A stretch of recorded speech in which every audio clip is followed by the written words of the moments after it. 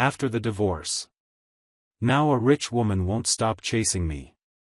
The good news? It's Vivian, my childhood friend. The bad news? Vivian's got a temper, and she's the one who dragged me out of my ex-wife Irene's wedding. Irene married me for one reason, the housing benefit my company offered. After the wedding, she went straight to the hospital, to visit her first love, Kevin. Bad timing. One of my friends works at that hospital. So, he said over the phone, should I congratulate you for not being the one in the hospital bed, or console you because you're not the one she came to see? I kept my voice steady. Tried to, anyway. Maybe, it's her brother. Cute. My sister doesn't kiss me on the lips, though. Then I asked her about it. She cried. Irene knew I couldn't handle her tears. She wiped at her face over and over, saying, "Do you even understand? He has cancer. You have a career, a future, a family. Kevin has no one. He only has me." I wanted to ask, doesn't he have parents? But I didn't. Some answers just humiliate you more than silence. I spent all 4 years of college chasing Irene. I thought I'd melted the ice queen. Turns out, the mountain melted, the water surged, and I was the one who got swept away. At her wedding, everyone was beaming. 25, married, promoted, new apartment, cheers all around. No one noticed the guy standing off in the far right corner. Her ex-husband. I smiled with them. Lifted my glass with them. Toasted with them. Then I felt my face go wet. Then I broke. I cried, hard. Irene saw it, probably afraid I'd get drunk and cause a scene. She always knew exactly where my weak spots were. "Ethan," she said gently, "I've never seen you cry before.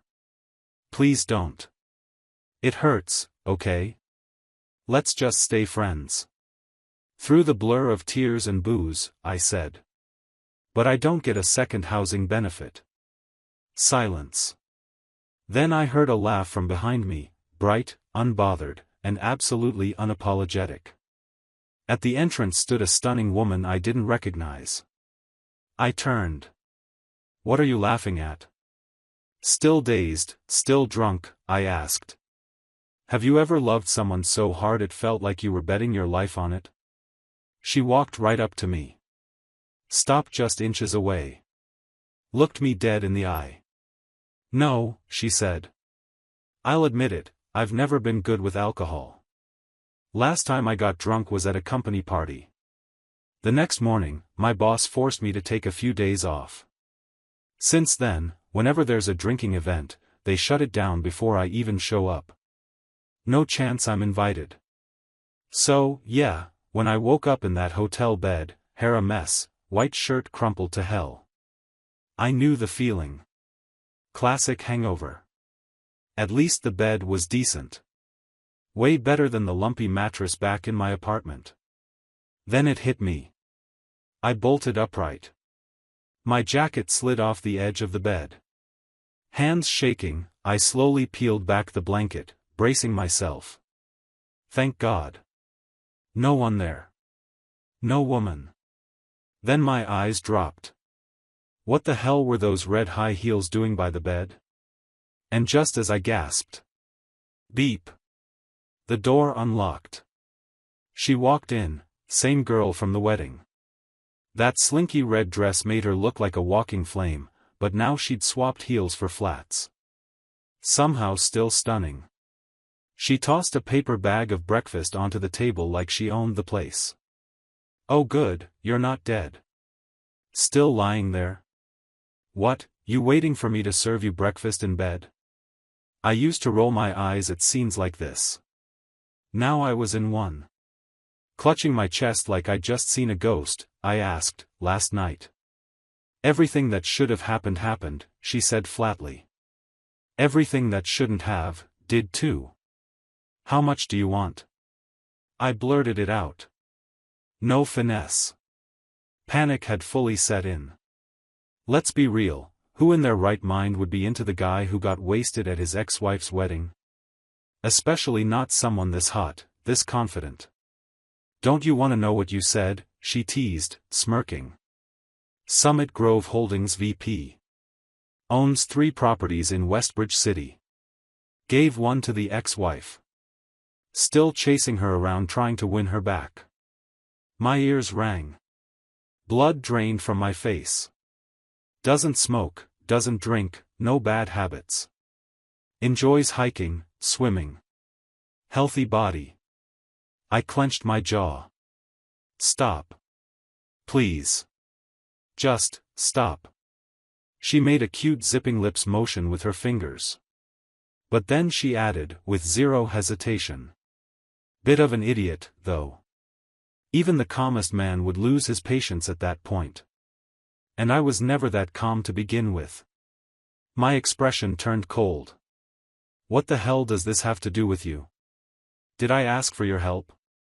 I grabbed my jacket from the floor, shook it out, and threw it over my shoulders in one motion.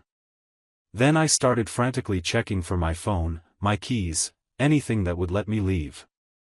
Yeah, I drank too much last night. I lost control. If you've got demands, say them. But I didn't do anything to you. You didn't have to mess with me like this. She looked surprised. Maybe she didn't expect me to snap. But she didn't seem rattled. After a 2-second pause, she grinned. Her smile revealed 2 sharp little canine teeth, like a cat who just knocked your mug off the table on purpose. Well damn, Ethan. So you do know how to yell. Now I was the one stunned. Wait, how do you know my name? She sat back, crossed her legs like she owned the place, still in that red dress, totally unbothered that she was flashing way too much thigh. You confessed it all last night, remember? My eyes flicked to her legs, smooth, glowing in the morning light. I immediately looked away.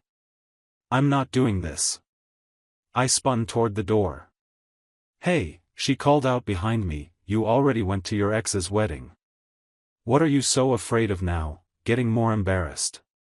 I was already in the elevator, phone in hand, frantically booking the next train out of the city. I just wanted to vanish. Dream was over. Time to go back to reality. Ding. The elevator hit the ground floor. Just as the signal came back, my phone lit up, Mom. I answered, dead inside. Yeah? Did you find her? My mom, Monica, sounded way too hyped for this early in the day. Do you even recognize her? She's changed so much. Vivian hasn't been back in years, and the moment she lands, she's already looking for you. Who? My brain stalled. Completely. Are you serious right now? She half yelled. Vivian. You know, our old neighbor's daughter. I was just stepping out of the hotel when the name hit me like a bomb. I turned back and stared up at the building. The front desk clerk looked at me like I'd left something behind. Yeah. Sanity. Vivian? Vivian, as in Vivian from next door? Vivian who moved to LA for high school and completely vanished from my life 6 years ago? If Vivian had dirt on every embarrassing moment from the first 16 years of my life. She now officially had blackmail material on my adult years too. I walked back to the room and knocked, meek, defeated. Vivian smiled like the devil in silk, finished the last sip of her coffee with agonizing slowness, tossed the cup in the trash, then grabbed my tie and yanked me inside like I weighed nothing. Then, bam. Long legs kicked the door shut, and the next second, her fists were raining down on me like a cartoon thunderstorm. You heartless jerk. It's only been 6 years and 3 months. And you just now realized it was me? You take one step out of this hotel and I swear I'll break your legs myself. I let her vent. Honestly, her punches didn't hurt much. But her tone? It had that simmering kind of bitterness you only get from years of unresolved something. Okay, but in my defense, your whole vibe is way different now. I scrambled to shift the blame, pointing fingers like a man on trial. You know what? Ask Danny. If he can recognize you on sight, I'll let you punch me again. Fair? Danny, one of my oldest friends. Back when Vivian's family had first moved in, she was this cute, doll-faced girl with perfect skin and big eyes. Danny tried to scare her with bugs. Before I could even warn her, she stared deadpan at a snake that had somehow slithered inside, picked up a shovel, and calmly chased it out the door. The bug? She never even noticed it. From that day on, Danny went from calling me Big Bro to calling her Big Bro. Vivian was a walking contradiction. A stunning beauty with serious Fight Club energy. And right now, all of that energy was aimed directly at me. The more dazzling she looked on the outside, the more explosive she could be inside. At least she finally stopped hitting me. She rolled her eyes. Why would I care whether Danny recognizes me or not? She looked straight at me. I only care if you do.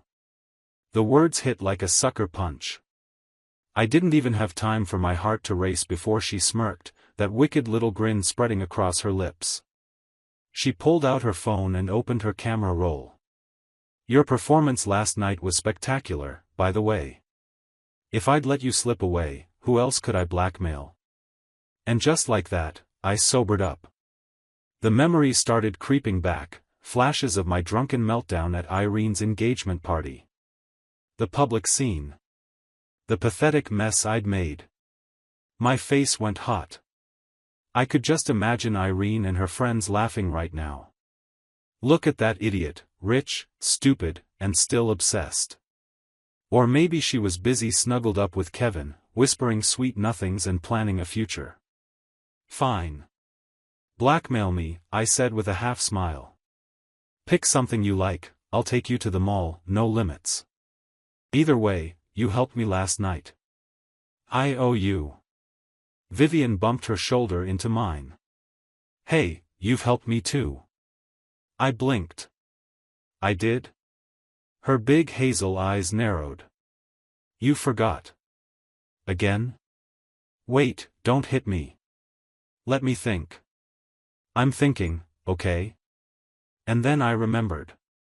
Back in elementary and middle school, Vivian was the kid, the pride of the neighborhood. Gorgeous, smart, polite, always top of her class.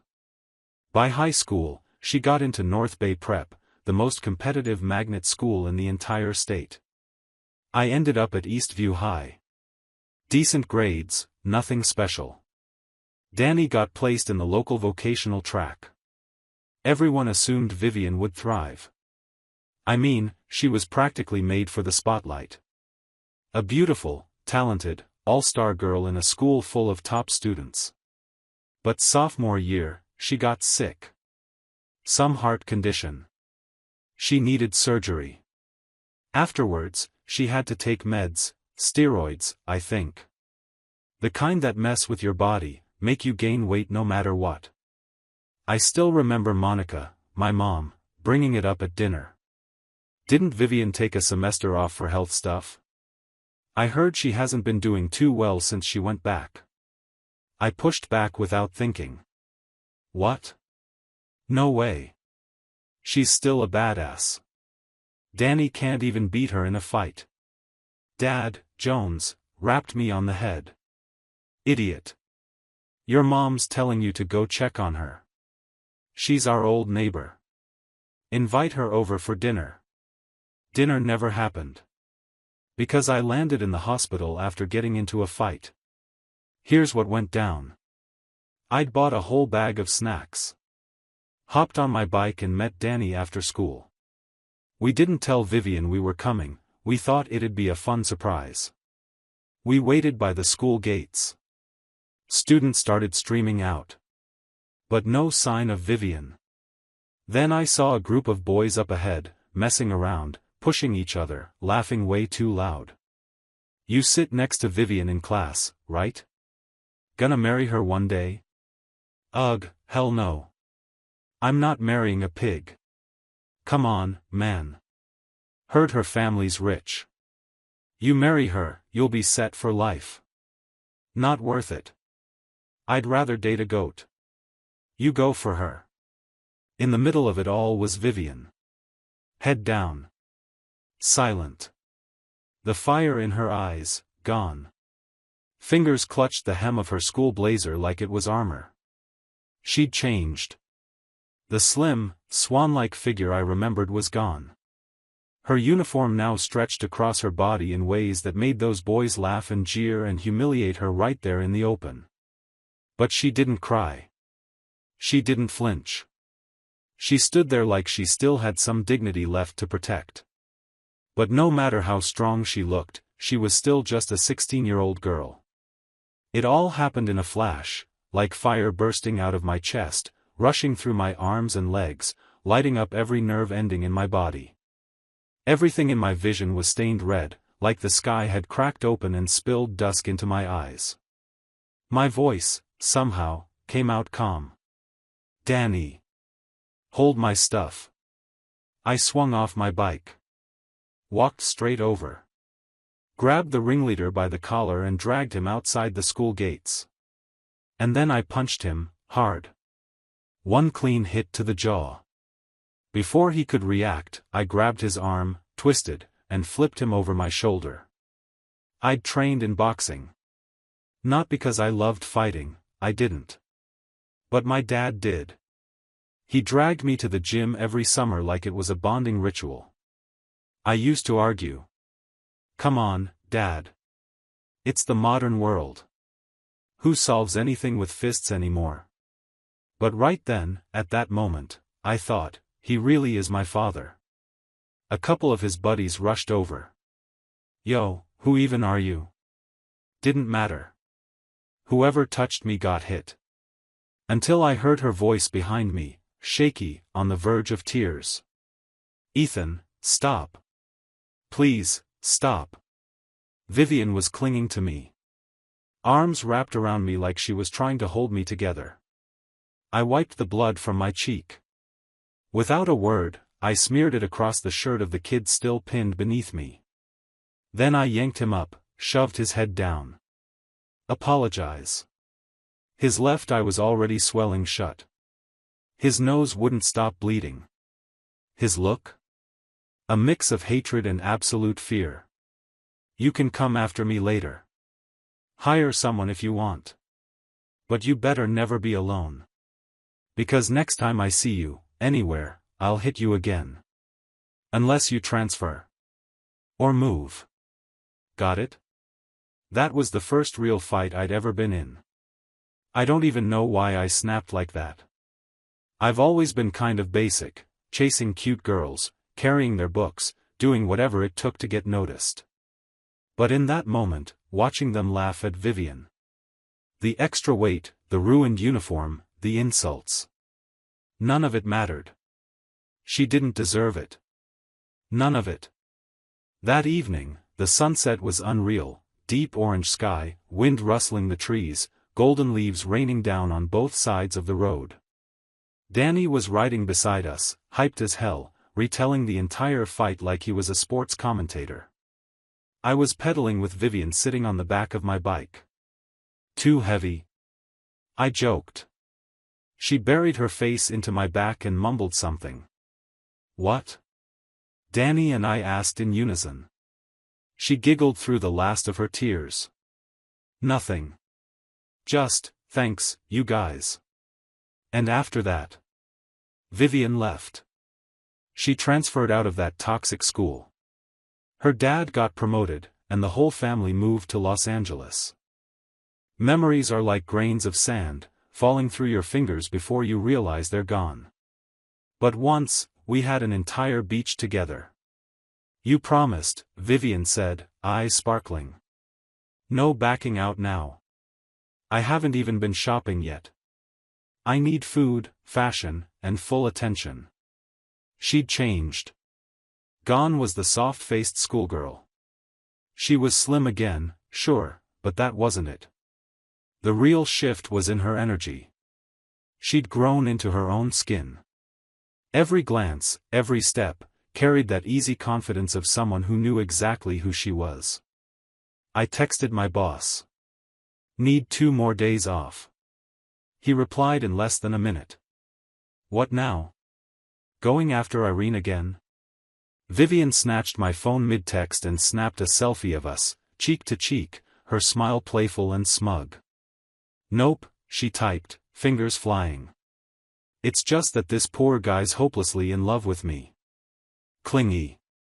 Can't shake him. I lunged to stop her, but she hit send before I got close. The reply came back after a long pause. Fine. I knew what she was doing. She said she was going to bleed me dry, shopping sprees, fine dining, but it wasn't about that. She was just making sure I had a reason to get out of bed. I didn't expect to run into ghosts. Vivian went into the fitting room to try on something red and expensive. I slipped away to grab her a coffee next door. And walked straight into them. Irene and Kevin. Hand in hand. They saw me at the same time. Irene's smile cracked. Her gaze darted away, like she'd seen something she didn't want to deal with. Kevin, on the other hand, he lit up like a smug little jackass who just won a scratch-off. Hey, isn't this your buddy? You gonna introduce us? His tone, condescending. Like he'd been waiting for this exact moment to rub it in. I ignored him. That only made him push harder. Come on, man. Time to accept it, yeah? You lost. Quit hanging around like some sad puppy. Irene's not gonna come running back. My jaw tightened. I didn't look at him, but I could feel it building inside me. If your brain's still recovering, stay in the hospital. If your mouth's not working properly, try using it less. Kevin's face twitched. Irene tugged on his arm, trying to smooth things over. Ethan, she said softly. Let the past stay in the past, okay? I know it's hard to let go. I cut her off. What I don't get, I said, is where you got this much confidence. The sound of heels cut through the moment, sharp, crisp, unmistakable. Vivian stepped out of the store in a blazing red Chanel fall jacket. Her lips matched the coat, glossy, rich, and bold. She didn't have to say a word. The air shifted around her. She didn't just walk out. She arrived. Vivian took the coffee from my hand and stirred it slowly, deliberately. Her gaze, those sultry, dangerously smart eyes, swept lazily across Irene and Kevin like she was bored already. Fancy seeing you two again.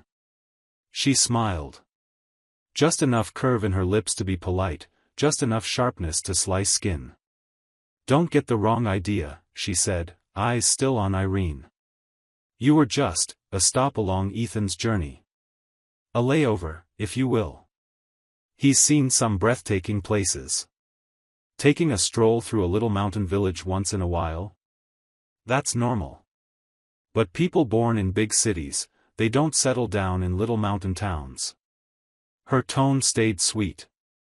Her words? Brutal. After all, people aim higher. You, of all people, should understand that. Every word landed like a slap. Irene's face twisted slightly, and her eyes started to glass over. Vivian, elegant, merciless, flawless. Kevin finally caught up.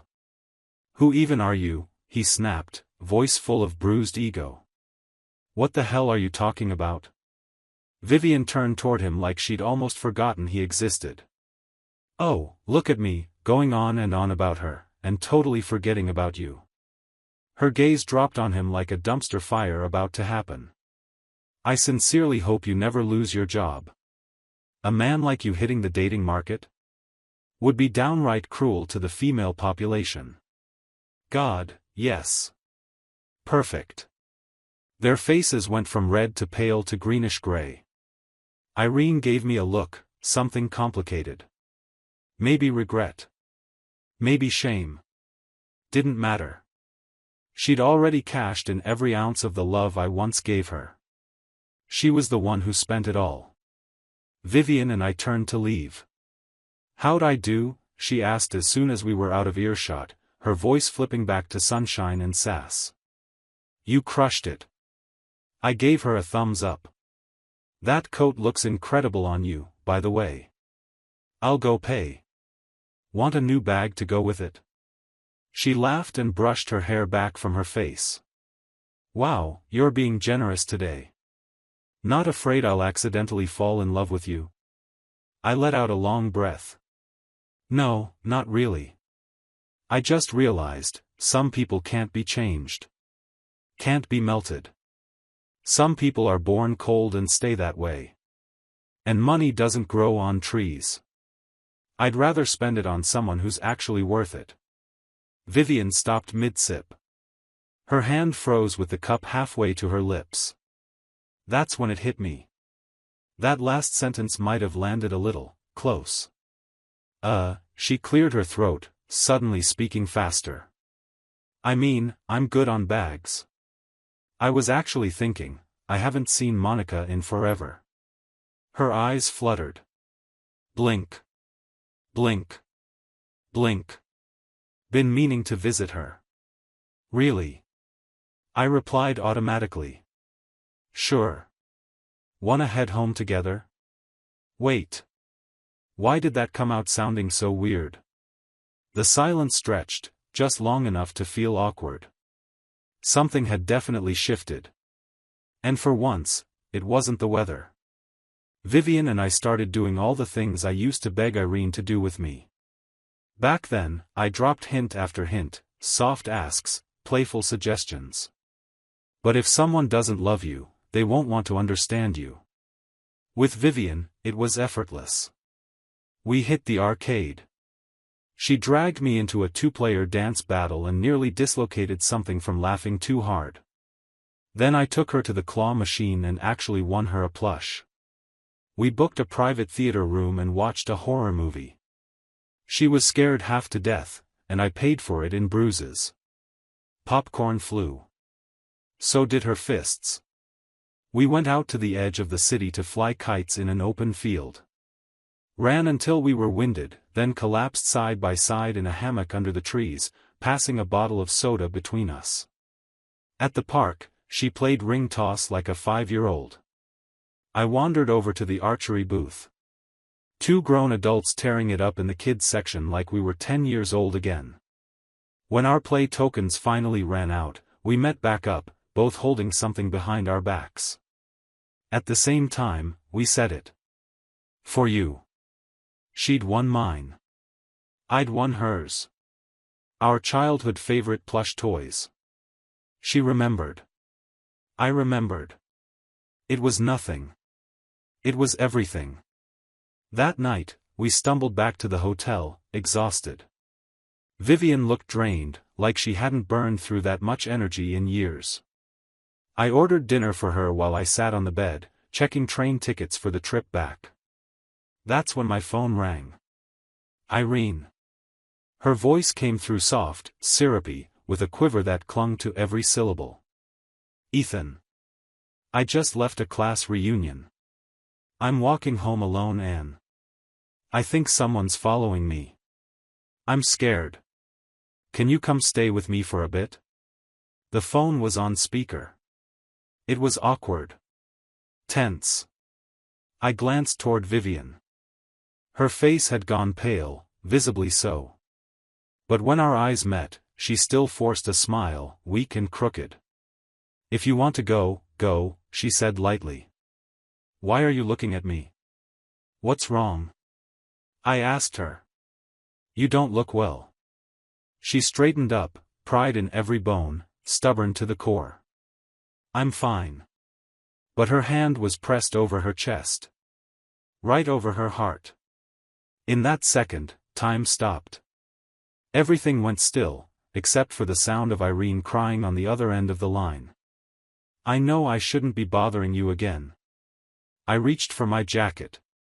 Slid the keycard and my car keys into the pocket. But before I could move, Vivian spoke. Her voice wasn't loud. Just steady. Final. "You're right. You shouldn't. You can call your fiancé.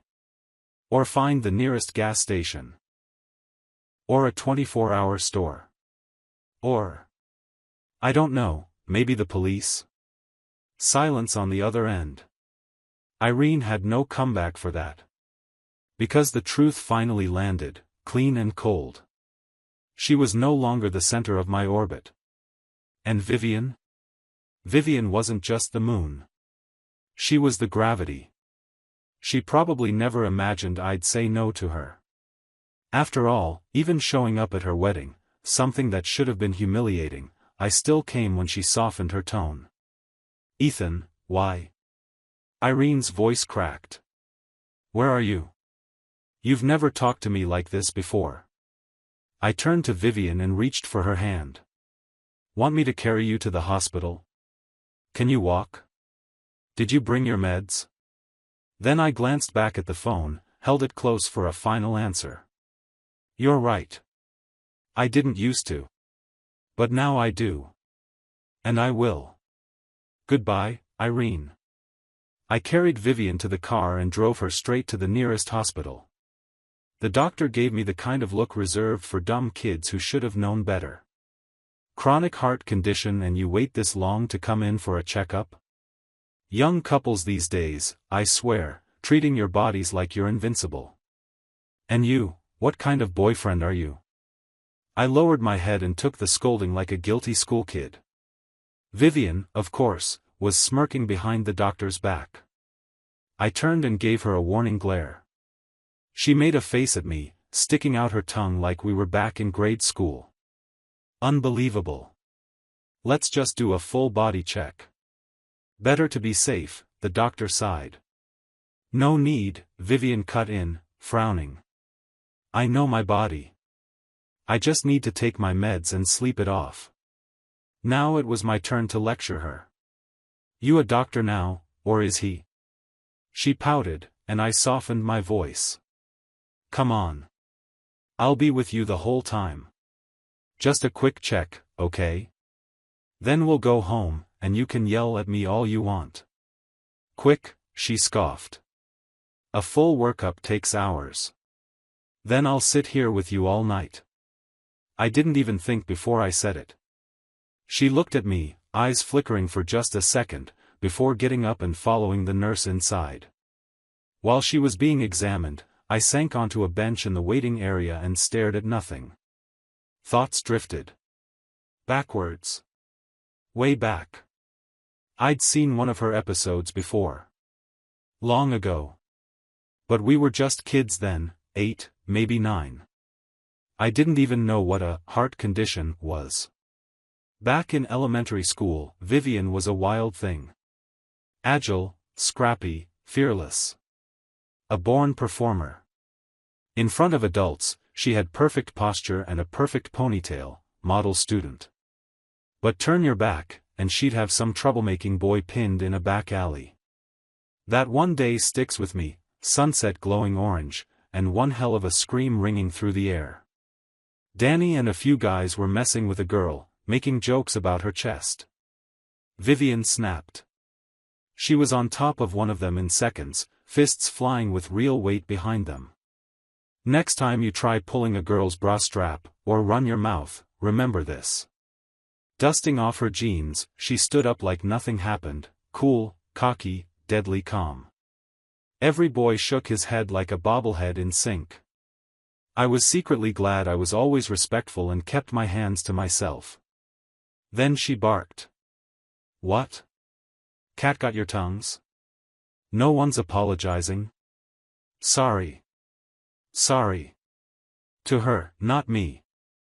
The girl stood off to the side, stunned, then smiled, just barely, as one by one, the boys walked over to apologize. Danny, ever the survivor, flipped sides immediately and ran off to buy sodas. How do I look? Still not falling for me? Vivian hooked her arm around my shoulder, grinning like a teenage troublemaker. And then, a fat drop of blood landed on my hand. Bright red. Stark. Alive. Neither of us moved. Then came the second drop. The third. Panic surged up my spine. Vivian? What the hell, what's happening? One moment she was teasing me like a bratty queen. The next, she collapsed in front of everyone, limbs limp, skin ghostly pale, completely unconscious. Vivian, who always jumped into other people's battles, even while carrying her own sickness. Vivian, who grinned through being cast out when she was at rock bottom. Vivian, who never let the world see her fall apart. Maybe that's why watching her crumble felt like someone had just pulled the ground out from under me. She came out of the exam room later, brushing it all off like nothing happened. Just tired. I'm fine. Let's go sleep. But I wouldn't let her walk alone. I held her arm, stayed close, scrolled through the scan results like I was studying for finals. The nurse guiding us shot her a look full of envy. Girl, your boyfriend's amazing. He's polite, calm, and so damn patient. You wouldn't believe the things we see here, pregnant women looking for husbands to sign forms while the guys are in the hallway playing mobile games on full blast. Vivian gave a soft laugh. Yeah. Then she looked over at me. Eyes gentle. Maybe too gentle. He really is. I stopped walking. Wait a second, Vivian, what's that supposed to mean? You're making it sound like we're actually. They both laughed. Nurse included. Vivian didn't correct it. A full set of tests later, the doctor confirmed there was nothing major. We were okay. For now. I drove. Vivian sat in the passenger seat. Ethan. Yeah? Can I ask you something? Go for it. Pause. Never mind. Don't want to anymore. We hit a red light. I sighed, leaned back in my seat. Come on. You always say what you're thinking. You keep it half buried like that, it'll just bug both of us. She fiddled with her fingers. That was never a good sign. I'm just scared I'll regret asking. I've got a big ego, okay? I don't handle rejection well. That only made me more curious. Like something soft was pawing at my chest from the inside, just enough to itch, not enough to scratch. But this was Vivian. The more you pushed, the more she backed off. So I stayed quiet. At the next red light, she suddenly turned to me. Eyes sharp. Voice low. Ethan, the way you took care of me today, patient, precise, careful. Is that because you've done this with Irene so many times, it's just muscle memory now? Her question didn't come out angry. It came out like fear disguised as casual curiosity. Like she was already bracing for a no. I froze. Vivian tried to brush it off with a laugh. Hey, don't worry about it. I just wanted the truth, that's all. I'm not that easy to hurt. It's not exactly yes or no. She raised an eyebrow. Then explain. Yeah, I used to take care of Irene a lot. Like, a lot. I'd go with her to the mall before sunrise just to line up for some stupid limited edition mug she wanted. Waited with her in hours-long amusement park lines for rides she didn't even like. But to her, all of it was expected. Obligatory. If I slipped up once, forgot a detail, missed a timing, she'd ice me out for days. It got to the point where I started thinking love meant proving yourself over and over. That maybe all girls were that hard to please. Vivian clicked her tongue and gave me a look that said you absolute idiot. And then today, you told me I could go rest while you stayed behind. And when we were leaving the hospital, you said, thank you. Quiet, but I heard it. I looked over at her. I can say this for sure, Vivian, none of this is habit. It's not automatic. I do all this because you deserve it. You showed up for me, no questions asked. So how could I let you take that risk alone? She didn't say anything. Just sat there, curled up in her seat, completely still. I started to worry. leaned in closer. Her face was streaked with tears. Eyes red. Completely silent, but crying so hard it broke me a little. I pulled her into my chest, wrapped both arms around her tight. "You idiot," she sobbed into my shirt. "Ethan, you absolute pig. Why didn't you say this sooner?" We went home. On the way, we passed Danny's new internet cafe. He'd opened it after graduating, wasn't much, but he was proud of it. Inside, he was at the front desk, smashing keys in some competitive game. He glanced up, saw me, then did a double take when he noticed who was behind me. Eyes went wide. "Holy, my guy. You finally upgraded. This one? Way better than Irene." Seriously, I was wondering when a celebrity dropped into our neighborhood. "What's her name?" Vivian smiled sweetly, walked right up to him, and twisted his ear like she was opening a stubborn jar lid. I had to bite my tongue to keep from laughing. Danny howled. His cocky grin disappeared instantly, replaced by fear and squeals of surrender. "I know who it is. I know, I swear. Vivian. It's Vivian. Please don't break me." When my mom, Monica, saw Vivian again, she couldn't even hide her joy. "Oh my God, I missed you so much. It's about time you came back. Didn't you say you loved my steak? I've had it ready in the freezer for weeks. You thirsty? Want fruit? What kind?" She shot me a sidelong look. "Well? You just gonna stand there? Go wash the fruit, genius." Monica and Vivian sat on the couch, chatting away like long-lost mother and daughter. Monica, of course, was not so subtly on a mission. "You know, with your looks and that sharp little brain of yours, I bet the guys in LA were lining up for you, huh? Freedom to date, I get it. Modern girls, I support it." Vivian giggled, playing along. Then Monica went for the direct shot. "So, are you seeing anyone now?" She leaned in, eyes full of anticipation. Vivian blinked innocently, turned to look at me. "Ethan, am I seeing anyone?" I think so." Crunch. A high heel landed square on the top of my foot under the table. "Yes. Absolutely." I shouted, voice unnaturally deep. "We're totally together. In fact, we've been meaning to tell you all along." Vivian said yes. "We just wanted to wait until things were more settled before making it official." Surprise. Jones let out a long exhale. Monica, too. Relief all over their faces. Meanwhile, I felt oddly hollow inside. Seriously though. I wasn't that bad in college, right? Sure, our class had a brutal guy-to-girl ratio, but I still got a few love letters. There were days I had swagger, damn it. Monica wasn't done. "By the way, that ex-wife of yours called the house a few days ago." "What?" I straightened up, instant tension in my shoulders. After taking Vivian to the hospital, I thought I'd finally cut the cord for good. I deleted Irene's number, wiped the chat history, even cleared out the cloud backup. Done.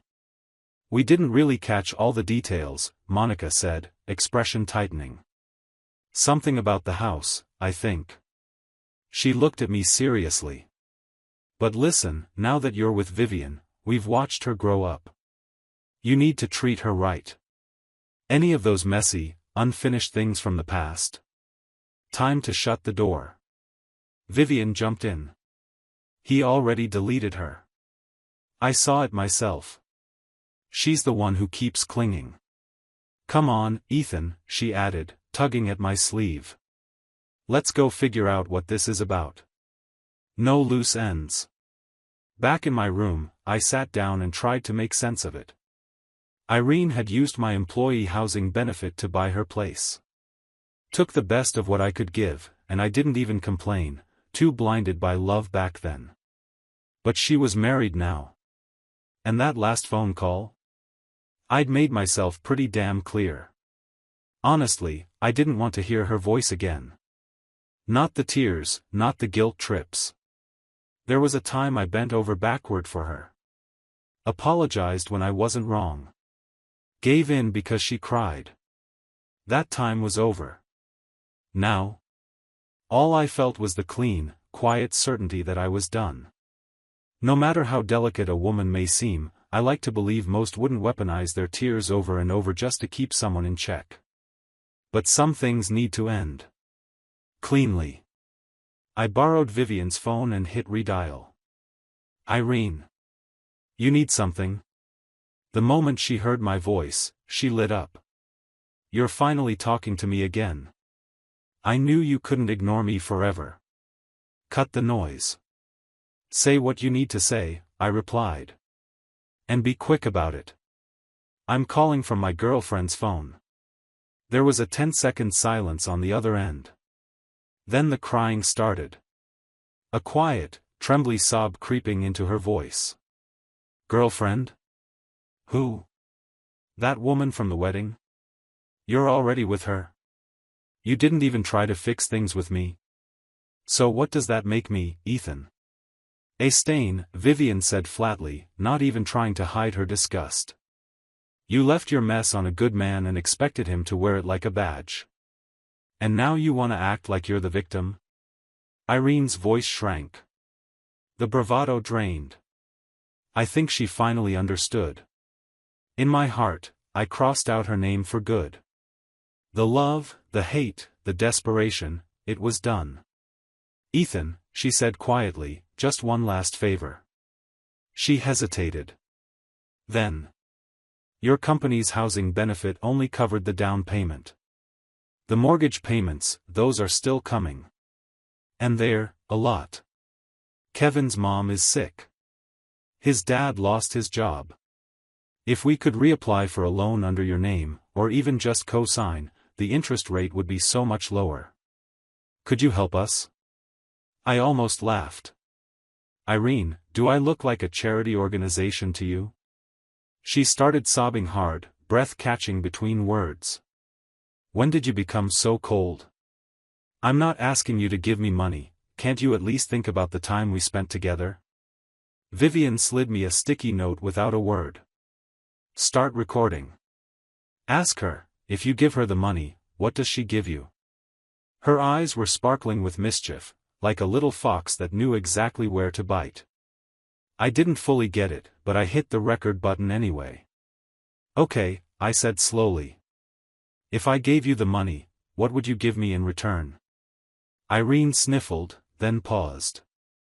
The truth is, the person I still think about, is you. So if you're willing, we could keep something going. Secretly. Like before. My stomach turned. You mean, behind Kevin's back? I just, still love you, she whispered. I told her I'd think about it, then hung up fast. The second the call ended, Vivian exploded with laughter. Loud, full-body cackles bouncing off the walls. That's your pure, innocent, well-mannered ex-wife? Are you kidding me? I sat there, face like stone. Mind racing. Heart pounding. Because suddenly, all those years I spent twisting myself inside out to be good enough for Irene. All those times I apologized for things I didn't do, or gave up things I wanted just to keep the peace. Meant absolutely nothing. What she really wanted wasn't love. It was leverage. Vivian knew. She always knew. The way she told me to start recording, how she predicted exactly what Irene would say, it wasn't just intuition. She had a plan. When she saw the light go on in my eyes, her grin softened. She leaned in close, her breath brushing my ear. I came prepared. Turns out, she got Kevin's contact info that night, the night she dragged me out of the wedding. No one questioned her. She was too beautiful, too put together. Everyone just assumed she was supposed to be there. Vivian compiled the audio. Packaged it cleanly. Then sent it to everyone. By the time I got back to the office, it had already spread. Our company's CEO had gone full drama king, hung up a bright red banner above my desk. "Congratulations, Ethan, true love wins." What the hell? But deep down, I was grateful. If it hadn't been for him, I might have still been legally tied to that apartment. Under all the paperwork, I was the one officially responsible for the mortgage. "Knew something was off from the beginning," he said, sipping the fancy tea I brought him as a thank you gift. "But I also know how damn stubborn you are. That's why I didn't say anything outright. I just made sure you'd see it with your own eyes." Back when he wasn't a CEO, just my senior in college, we were both broke kids with too much pride and not enough sleep.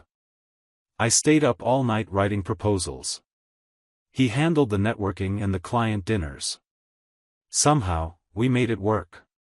Meeting each other's families was inevitable. Vivian's dad had moved to Los Angeles years ago for work, and since then, had built a fortune in the billions. I thought the luxury villa we visited was impressive enough. Until he walked out with a literal rack of 30 house keys. "Pick one," he said, totally casual.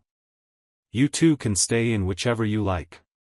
It's been years, and I'm finally retired now." He looked at me, half joking, half jealous. "Told her to come home ages ago, but no. She just had to find you first." Humph. Back in my day, I was considered a heartthrob too, you know. Then his wife yanked his ear and dragged him away. "Young people's business isn't your business.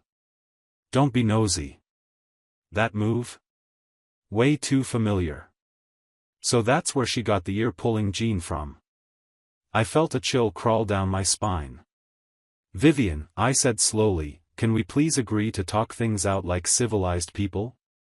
No ambushes. No yanking." She beamed at me, slipping her arm through mine. "Why would you say that, my sweet boyfriend?" Then her voice dipped, soft, dangerous, teasing. "In my world, there's no such thing as breakups. Only widowhood. Right. Totally normal. Nothing terrifying about that at all." Still, we met with both sides of the family, hers and mine. I explained everything. From Irene, to the housing mess, to what I was committing to now. Vivian and I handled it step by step, every decision made on her terms, at her pace. Whether it was an engagement, or a wedding. This time, no secrets. No compromises. Just us, out in the open. After all, she'd waited so long for me. Even if we were starting over, I had to show some sincerity. Vivian mentioned seeing a rose gold engagement ring, full paved diamonds, limited pre-order. So I took her to try it on. She was glowing, high-spirited, skipping around Riverview Mall like it was a theme park and she owned every ride. We spent the whole day there, and by evening, we headed to the Japanese restaurant I'd booked for dinner. Just as we were about to sit down, my phone rang. "Danny. Something happened to Irene," he said. Then, after a short pause, he dropped his voice. "Vivian with you right now? What's that supposed to mean?" Vivian snapped. "What could you possibly say that I can't hear?" "Nothing, nothing." "Of course you can." He took a breath, then blurted. "Kevin's divorcing Irene. He heard the recording, thinks she cheated." I almost laughed. "And it gets better," Danny continued, clearly on the verge of exploding from joy. "Irene's not taking it lying down. She made a list, asking him to reimburse her for every medical expense over the years." He could barely breathe from laughing. "One of the items, are you ready for this? Treatment bills from the male fertility clinic. I'm serious. She even wrote down the exact department. You know what that means." His laughter practically shook the phone. I was worried he might actually die from it. And now I finally understood what Vivian's real intention was when she told me to record that call. She caught me watching her. One eyebrow arched. "What?" she asked. Feeling sorry for her? I lowered my head. "Not really. Just, remembered that night I got drunk." Vivian threw her head back and howled with laughter. "Oh that. Man, looking back now, you really didn't deserve the guilt trip. You're hotter, richer, and, let's be honest, better in post-marital service, too." She gave me a not-so-subtle once-over. Then a second pass. With full commentary. "I mean, come on. Look at you. Vivian." Before I could say anything else, she reached across the table, pinched my cheek, then started poking and patting me all over like she was trying to confirm I was real. "What's this? Why's this box in your pocket so hard?"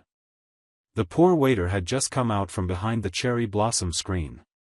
He froze mid-step, half-trapped, eyes darting between us like "Please let me evaporate now."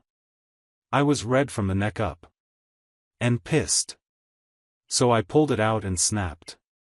"What else would it be?" "It's the ring. The one you wanted." I popped open the box. There it was. Rose gold. Paved diamonds. Shining under the restaurant lights like it already knew her answer.